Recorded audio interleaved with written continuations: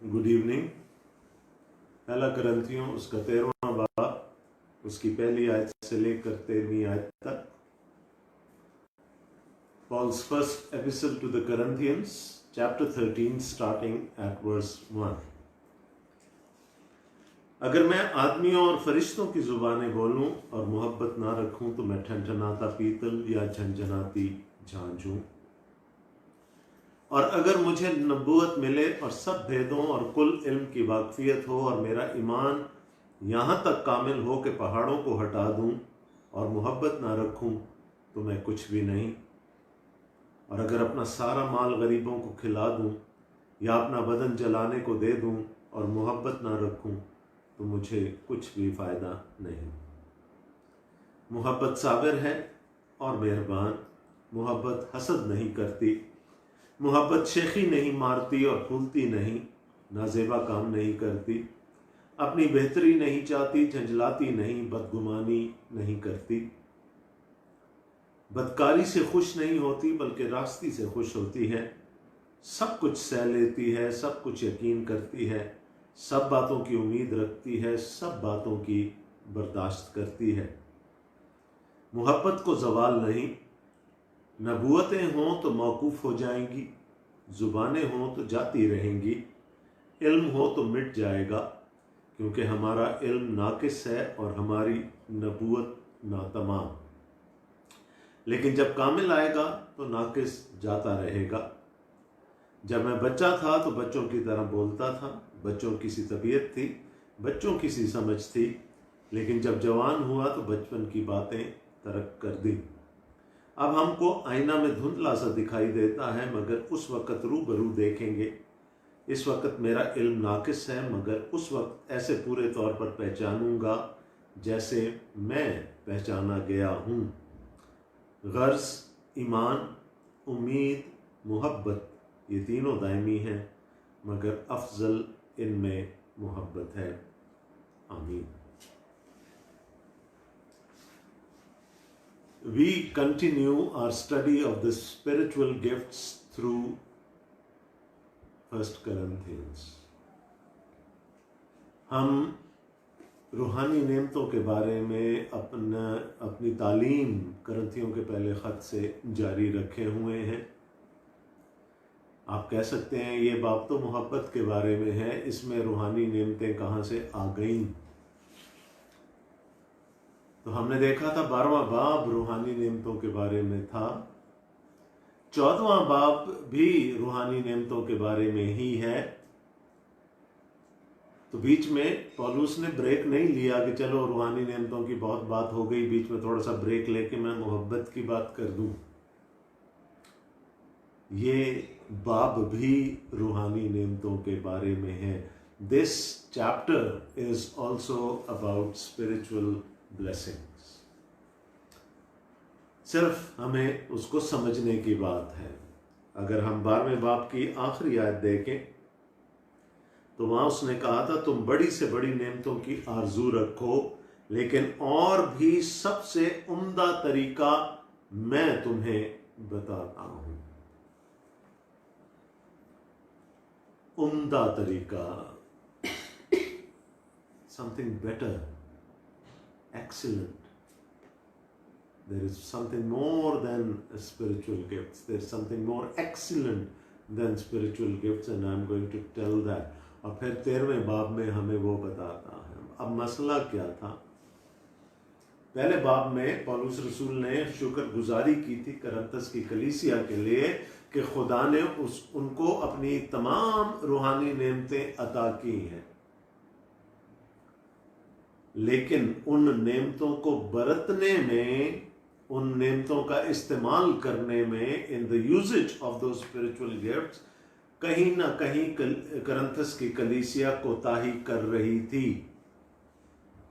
और आज भी यही कोताहियां बहुत सारी कलीसियाओं में हो रही हैं, जो ये कहते हैं कि हम रूहानी नेमतों से मामूर हैं। एक प्रॉब्लम हमने डायग्नोज किया था पौलुस के साथ चलते चलते करंथस के पहले खत में, जो करंथस की कलीसिया में था, एक बीमारी थी। और वो थी तकब्बुर की बीमारी, रूहानी तकब्बुर था।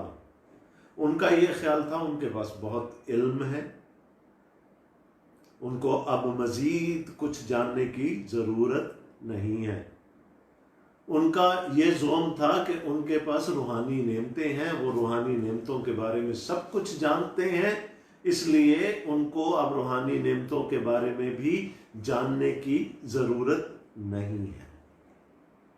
बिल्कुल उस फरीसी की तरह जो हैकल में गया, उसने जाकर कहा, ऐ खुदावन देख मैं कितना अच्छा हूँ।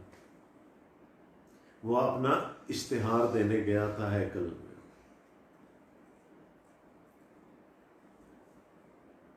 तो वो रास्तबाज नहीं ठहराया गया।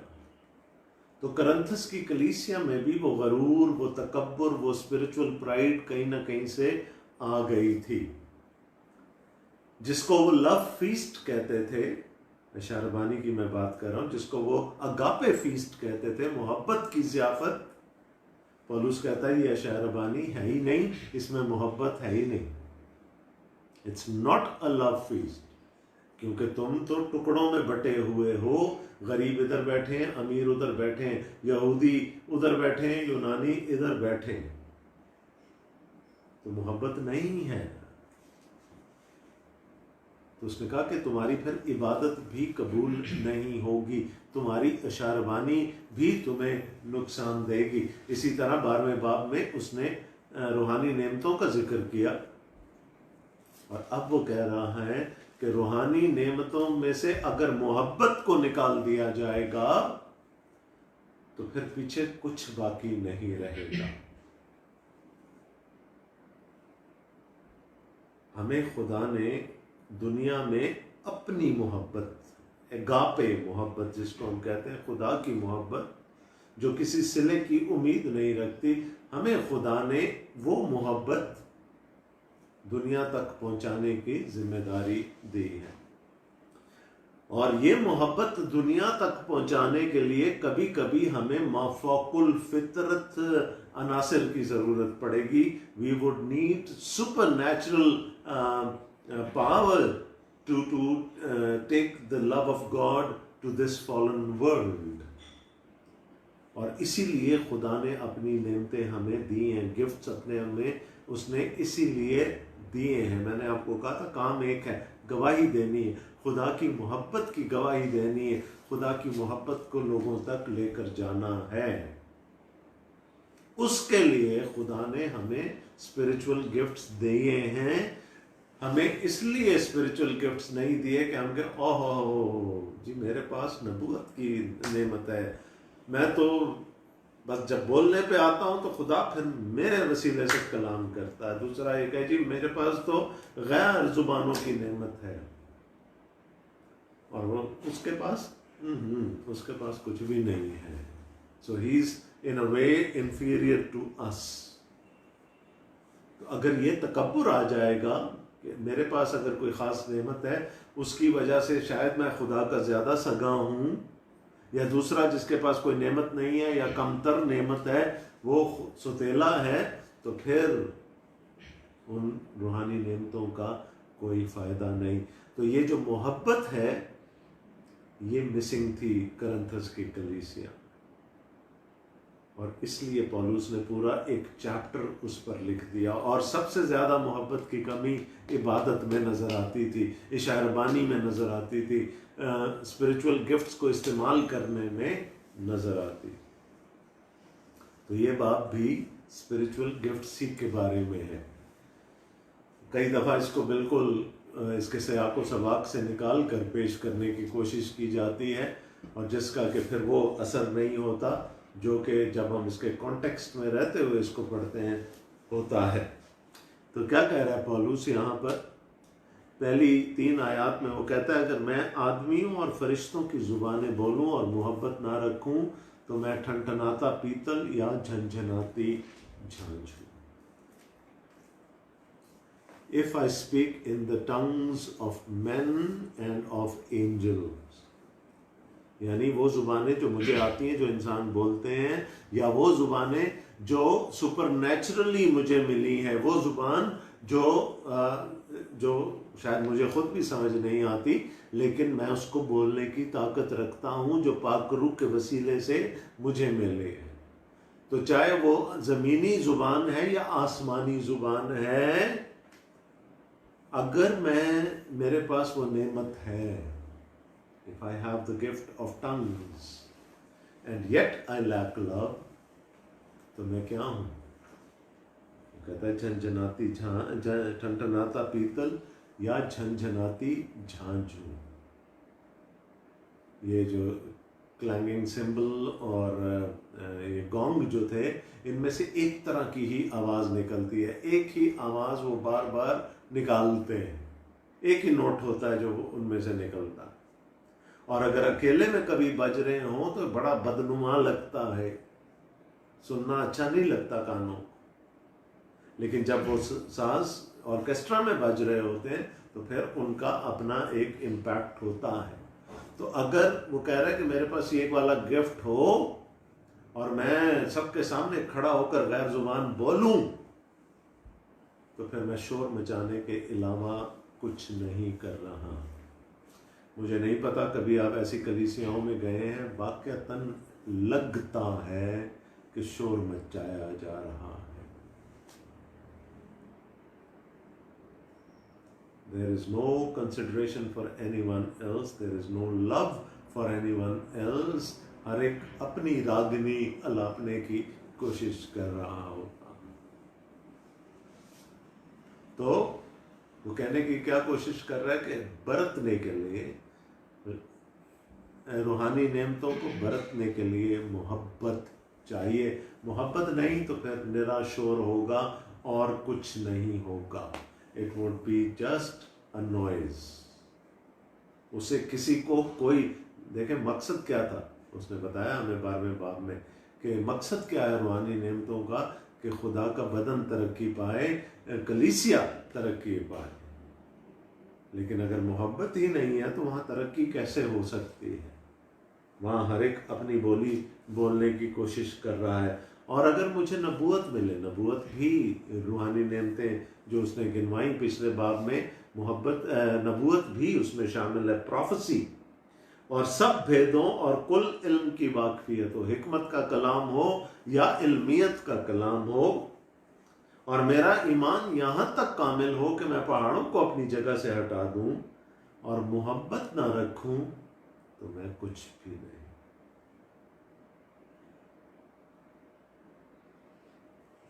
कितनी भी बड़ी नेमत क्यों ना हो, कितना भी बड़ा ईमान क्यों ना हो, अगर मोहब्बत नहीं है, पौलुस रसूल ये कह रहे हैं, तो फिर ना वो ईमान किसी काम का है, ना वो नबूवत किसी काम की है, ना वो इल्मियत का कलाम किसी काम का है, और ना हिकमत का कलाम किसी काम का है। मकसद क्या है कि कलीसिया को तरक्की मिलनी चाहिए। अगर वो नहीं मिल रही तो फिर सवाए शोर मचाने के और कुछ नहीं किया जा रहा। और अगर अपना सारा माल गरीबों को दे दो, ये भी फयाजी जो है, ये नेमत भी किसी किसी को मिलती है, हर एक को नहीं मिलती। ये तासीर है, खुदा के रूह की तासीर है। फयाजी खुदा अपने लोगों को चुनता है जो देते वक्त सोचते नहीं कि कितना दे रहे हैं। कहता है अगर मैं अपना सारा माल भी गरीबों को बांट दूं, याद आ गया वो अमीर आदमी आपको, जिसको खुदावंद यीशु मसीह ने कहा था कि जो कुछ है तेरे पास सब बांट दे और मेरे पीछे हो ले। तो वो ये यहाँ पर पौलुस क्या कह रहा है कि अगर मैं सारा माल गरीबों को खिला दूं और अपना बदन जलाने को दे दूं, शहीद हो जाऊं खुदावंद यीशु मसीह की खातिर, if I'm killed in the line of duty, गवाही देते हुए मैं मारा जाऊं। आपको पता है ना शहादत को कितना बड़ा रुतबा दिया जाता है अक्सर मज़ाहिब में, कि जी कोई पूछ पाछ भी नहीं होगी, सीधा खुदा की हजूरी। और हमने देखा मुकाशवा की किताब में शहीदों की रूहें खुदा के मज़बा के नीचे थी। वो जो ऊपर वाली हैकल है, जो असल है, उसके मज़बा के नीचे थी सब शहीदों की रूहें, वो डायरेक्टली खुदावंद के पास पहुंचा दी गई। स्तिफनस को कबूल करने के लिए यीशु खुद खड़ा था।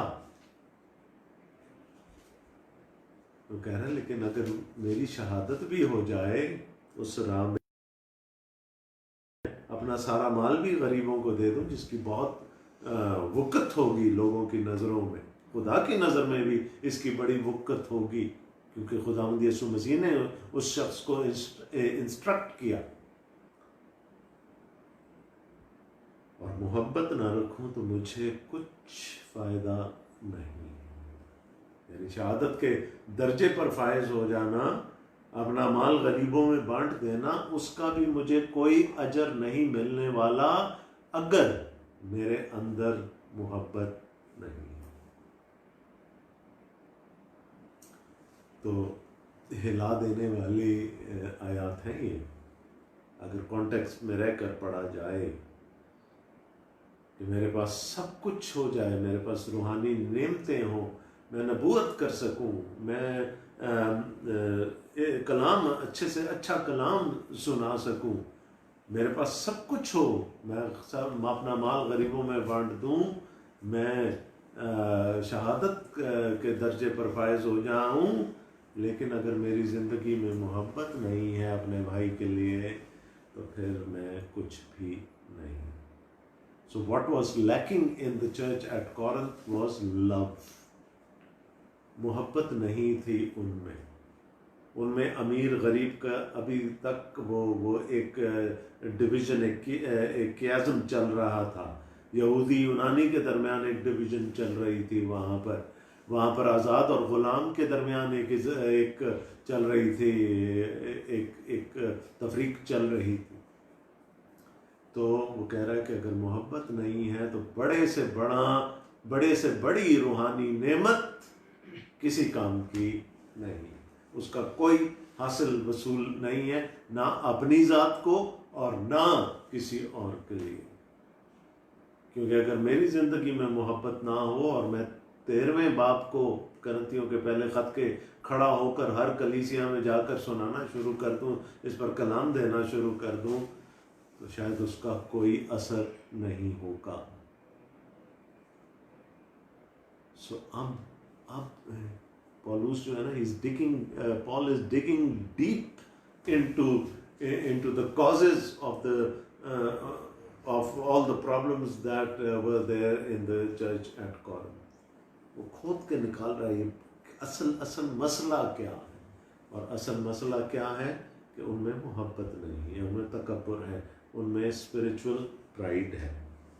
अब वो मोहब्बत, अब वो हमें ये बताता, पहले तो ये बता रहा है ना कि मोहब्बत नहीं है उस चर्च में, और अगर मोहब्बत नहीं है तो बड़ी से बड़ी चीज़ का कोई फ़ायदा नहीं। अब वो बता रहा है कौन सी मोहब्बत। तो ये जो कुछ आगे बयान किया जा रहा है ये अगापे लव है, अगापे मोहब्बत हम जिसको कहते हैं, ये वो है, ये खुदा की मोहब्बत है जो कि सिला नहीं मांगती। कब उसने हम पर रहम किया, कब उसने हम पर फजल किया? जब हम गुनाहगार ही थे। उसने ये नहीं कहा कि पहले अच्छे बन जाओ, अपने गुनाहों से बाहर आ जाओ तो फिर मैं तुम्हें कबूल करूँगा। उसने हमें उसी हालत में कबूल कर लिया, और खुदा ने दुनिया से ऐसी मोहब्बत रखी कि अपना इकलौता बेटा बख्श दिया, ताकि जो कोई उस पर ईमान लाए हलाक ना हो बल्कि हमेशा की ज़िंदगी पाए। तो सलीब का पैगाम ही मोहब्बत का पैगाम है।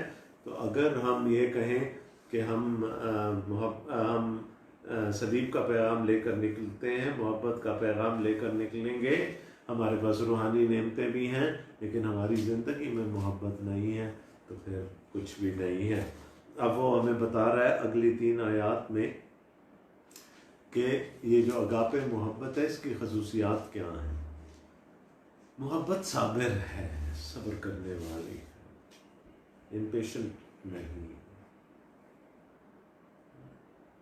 आई थिंक हम सबको पता है कि सब्र करना क्या होता है।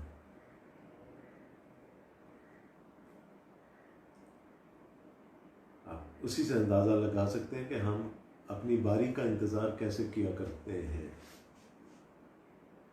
कभी लाइन में खड़ा होना पड़ जाए तो कितनी कोफ्त होती है। We try to sneak up the queue. हमसे सब्र नहीं होता। मोहब्बत साबिर है और मेहरबान है, जेंटल है,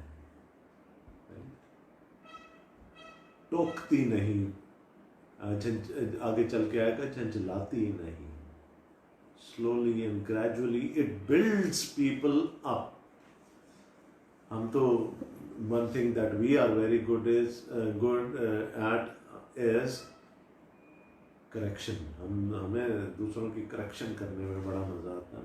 फौरन जो चीज़ हमारे जहन में नहीं, इसको ऐसे नहीं करना, इस तरह कर लें तो बहुत अच्छा होगा, और मशवरा मांगा भी ना हो किसी ने, हम करेक्शन करने पहुंच जाते हैं। तो वो कह रहा है कि असल मोहब्बत जो है, रापे मोहब्बत जो है, जेंटल है। मोहब्बत हसद नहीं करती। ये हो रहा था ना करंतस की कलीसिया में, मेरा गिफ्ट छोटा, उसका गिफ्ट बड़ा है। पौलुस ने क्या कहा फिर? सब आज़ा मुख्तलिफ हैं लेकिन बदन एक है। खुदा ने उन आज़ा को पैदा किया है, और अगर एक उज़्व भी अपनी जगह से हिल जाएगा तो पूरी बॉडी की सिमेट्री में फर्क आ जाएगा। ये नेमतें जो है खुदा देता है, खुदा का पाक रूह देता है। So be very careful in the way that you use them. मोहब्बत शेखी नहीं मारती और फूलती नहीं।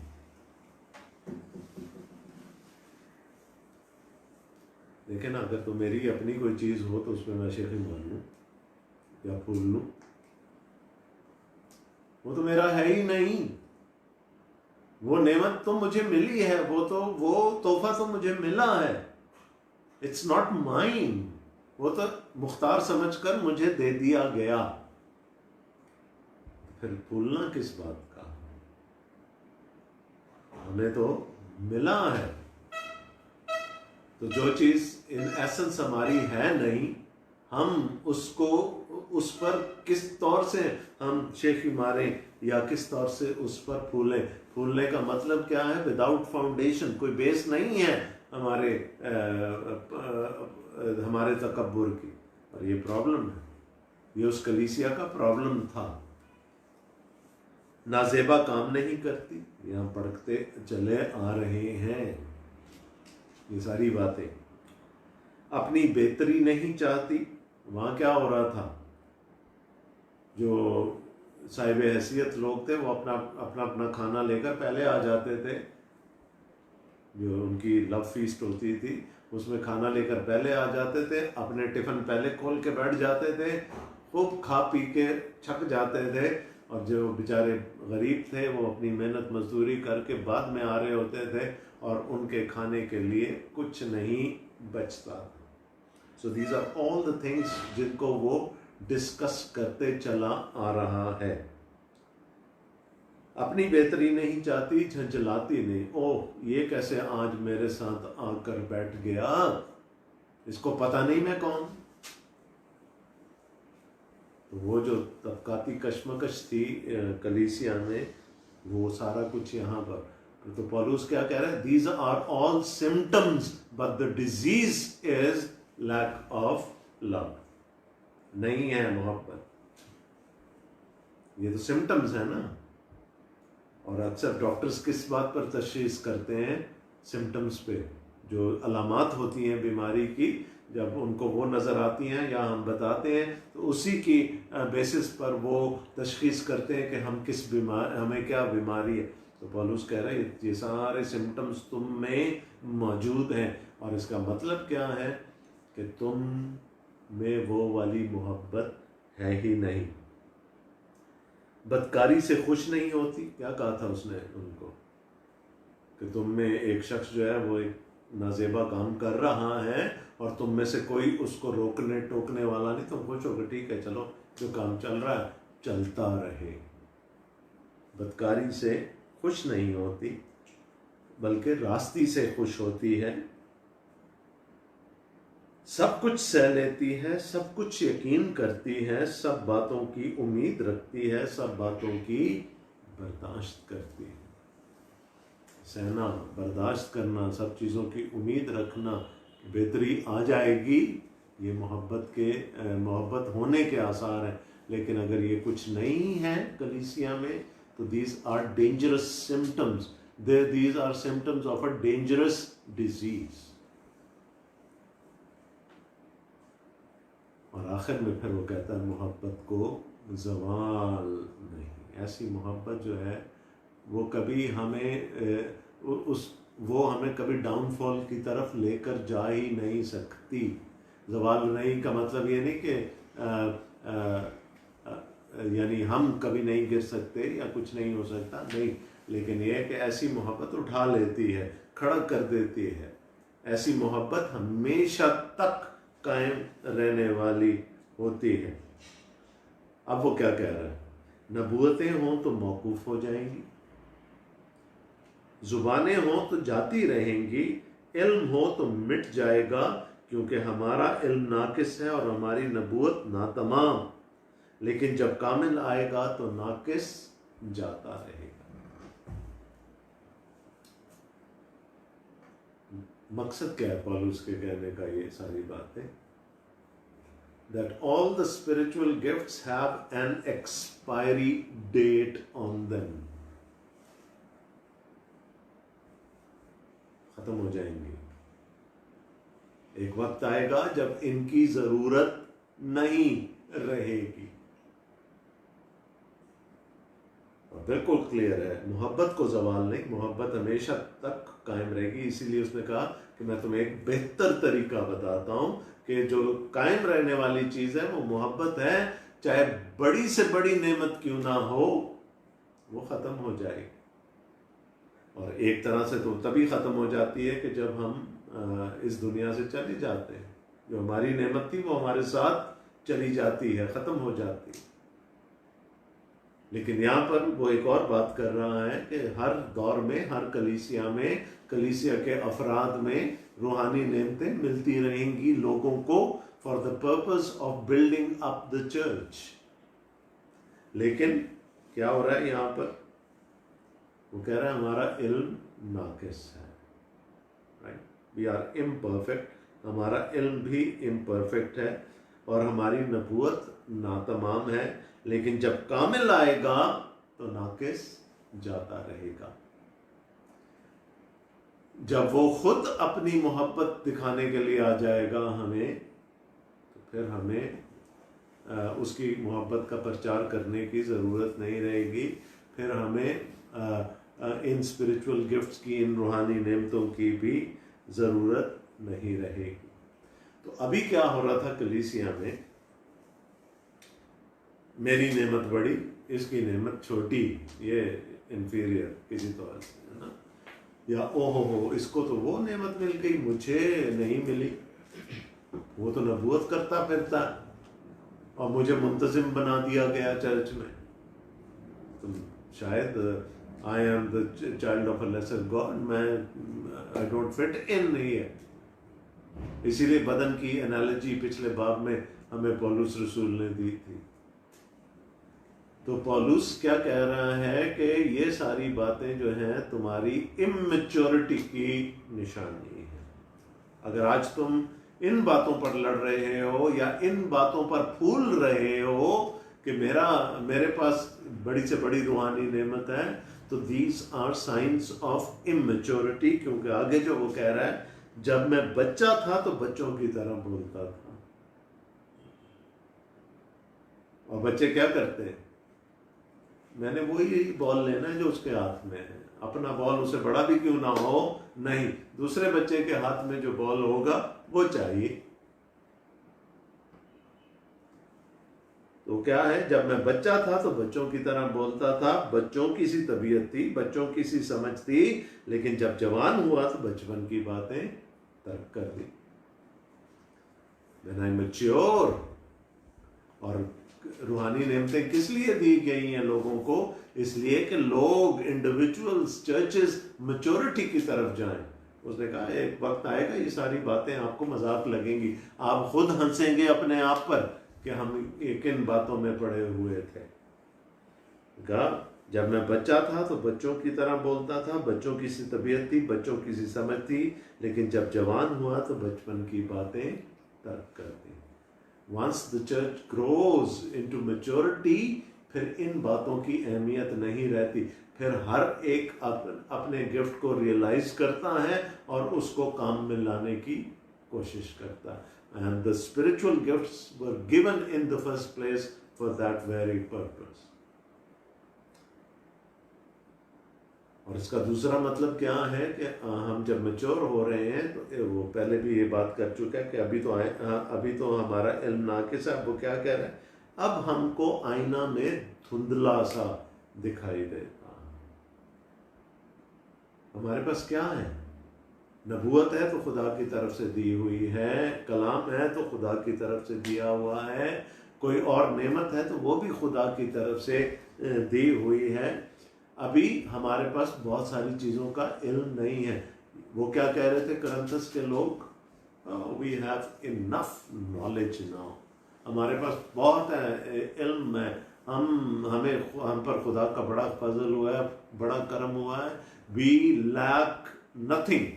और पौलुस ने शुक्रगुजारी की उनके लिए पहले बाब में कि यू लैक नथिंग, राइट। लेकिन प्रॉब्लम कहाँ है कि खुदा ने तो अपना फजल कर दिया, लेकिन उसको इस्तेमाल करना, उसका यूजेज जो है वो उनको नहीं आता।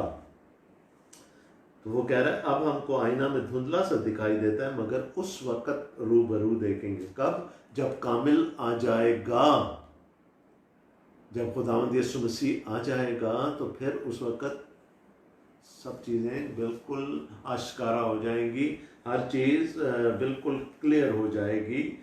इस वक्त मेरा इल्म नाकिस है। वो क्या कह रहे थे करंथस की कलीसिया? हमारा इल्म कामिल है। रसूल क्या कह रहा है? मेरा इल्म नाकिस है। तो वो जिसको कहते हैं ना भिगो के मारने वाली बात, कह रहा मैं रसूल हूं, मेरा इल्म नाकिस है, तो तुम कैसे इल्म की कामिलियत तक पहुंच गए? इस वक्त मेरा इल्म नाकिस है, मगर उस वक्त ऐसे पूरे तौर पर पहचानूंगा जैसे मैं पहचाना गया हूं। यूहन्ना ने भी यही कहा ना कि हम क्या होंगे हमें नहीं मालूम, लेकिन इतना पता है कि यीशु को वैसा ही देखेंगे जैसा वो है। तो वो ये कहने की कोशिश कर रहे हैं मैं अभी पूरी तरह से नहीं जानता बहुत सारी चीजों को, लेकिन खुदा मुझे जानता है। उस वक्त मैं भी जानने के काबिल हो जाऊंगा वैसे ही जैसे खुदा सब चीजों को जानता। But that is yet to come, अभी वो आया नहीं है। तो अच्छी खासी क्लास हो गई करंथस की कलीसिया की, and I think most of our churches today also need. कह रहा मैं कह रहा हूं कि मेरा इल्म नाकिस है, मुझे नहीं पता। हाँ, एक वक्त आएगा जब सब चीजें खुलकर हमारे सामने आ जाएंगी। और आखिरी आयत, वो मैं अक्सर इसको कहा करता हूँ, ज़ाफ़रानी तड़का है। गर्ज, ईमान, उम्मीद, मोहब्बत, ये तीनों दायमी हैं, रहेंगी, मगर अफजल इनमें मोहब्बत है। ईमान अनदेखी चीज़ों का सबूत है ना, हमें इब्रानियों के खत में बताया गया। तो जब सारी चीज़ें दिख जाएंगी क्या उस वक्त हमें ईमान की ज़रूरत रहेगी? नो। उम्मीद किन चीज़ों की जाती है? अनदेखी चीज़ों की जो नहीं होती है हमारे पास, हम उनकी उम्मीद करते हैं। जब वो मिल जाएंगी तो फिर उम्मीद की भी ज़रूरत नहीं रह जाएगी। तो पीछे रहेगा क्या फिर? अफजल इनमें मोहब्बत है। Love is supreme, the agape love is supreme. I think के 21वीं सदी के चर्चेस को भी इस कलाम की ज़रूरत। आज हम भी बटे हुए हैं। ये मेरी ये मुराद नहीं कि हम मुख्तलिफ चर्चेस में जाते। मेरी मुराद ये है कि even with in the church हम एक कलीसिया के मेंबर्स होते हुए भी आज हम बटे हुए हैं। आज भी वो मोहब्बत नहीं है। वो सारे सिम्टम्स जो उस लैक ऑफ लव के हैं, मोहब्बत की जो कमी है, उसके जितने भी सिम्टम्स हैं वो आज की कलीसियाओं में भी साफ नजर आते हैं। So we need this. हम इस पैसेज को अक्सर कॉन्टेक्स्ट से निकाल कर पेश किया जाता है, और मोहब्बत और मोहब्बत और मोहब्बत और मोहब्बत। This is about the lack of love. ये रूहानी नेमतों को मोहब्बत के बगैर बरतने के बारे में है। It's about spiritual gifts. 12वां बाब, 13वां बाब और 14वां बाब, ये तीनों रूहानी नेमतों के बारे में है। अगरचे कि यहाँ मोहब्बत का जिक्र है, क्योंकि वो पौलुस के नज़दीक मोहब्बत वो बेहतर तरीका है जिससे कि हम अपने स्पिरिचुअल गिफ्ट्स को इस्तेमाल कर सकते हैं और कलीसिया की तरक्की का बायस बन सकते हैं। अभी बहस ख़त्म नहीं हुई रूहानी नेमतों की। 14वां बाब भी पूरे का पूरा रूहानी नेमतों के बारे में, और ज़्यादातर वहाँ पर हम देखेंगे गैर ज़ुबान बोलने के बारे में हमें तालीम दी गई है। वो हमारा कल का मौजू है, हम उसको कल देखेंगे। तब तक के लिए खुदावंद आप सबको बड़ी बरकत दे। आमीन।